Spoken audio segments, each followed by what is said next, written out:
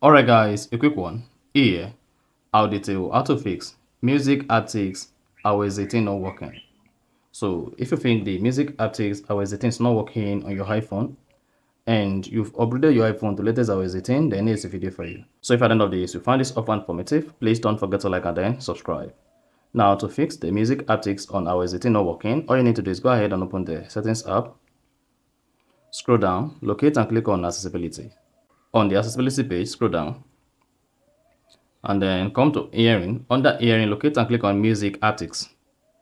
Then should say music haptics. Go ahead and turn this on if this is disabled. Now for you to use music haptics on your iPhone or for the music haptic iOS 18 to work, you need to use any of the available application here to play your song or music. So if you click on play sample, then it should feel the haptics of your phone.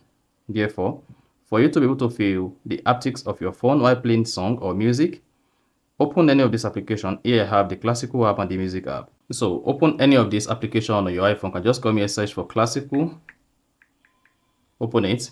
Now go ahead and play any song or music of your choice here. And once you play it on this particular application or the Happy Music app, you'll be able to see that the haptic is working. So that is basically how you can easily fix music haptics iOS 18 not working. So if you found this offer informative, please don't forget to like and then subscribe.